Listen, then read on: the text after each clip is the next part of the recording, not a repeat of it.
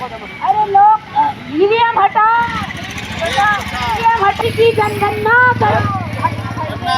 खाली करो, ओबीसी की जनगणना करो, वरना सम्मान में हम उतरे मैदान में,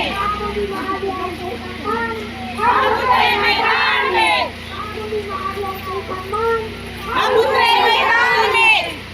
कुर्सी खाली करो, लोकतंत्र बचाओ, देश बचाओ, लोकतंत्र बचाओ, ईवीएम हटाओ, लोकतंत्र बचाओ, लोकतंत्र बचाओ, ईवीएम हटाओ, लोकतंत्र बचाओ, लोकतंत्र बचाओ। संविधान बचाओ, ईवीएम मशीन चोर है, ईवीएम मशीन चोर है, ईवीएम मशीन चोर है, चोर है, ईवीएम मशीन चोर है,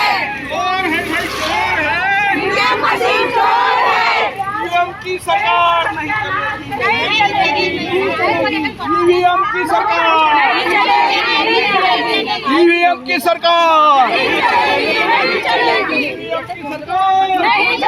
संपूर्ण भारतामध्ये जवळपास 5 चरणमध्ये हा कार्यक्रम आहे ना।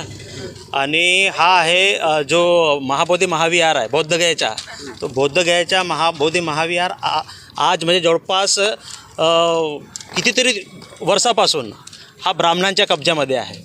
आता बौद्धांची जेव्हा ती विरासत आहे तर ते बौद्धांच्याकडेच असायला पाहिजे, परंतु नेहरू आणि बिहार सरकारने 1949ला जो महाबोधी टेम्पल ॲक्ट बनवला तर तो चुकीचा टेम्पल ॲक्ट आहे, तो असंवैधानिक टेम्पल ॲक्ट आहे।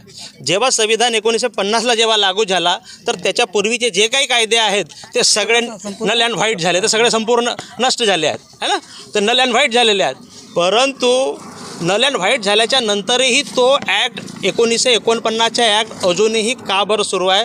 कारण कोणत्याही परिस्थितीमध्ये ती विरासत जी आहे बौद्धांकडे हस्तांतरित न करता ती ब्राह्मणांकडेच कशी असायला पाहिजे, हा त्यासाठी मोर्चा आहे।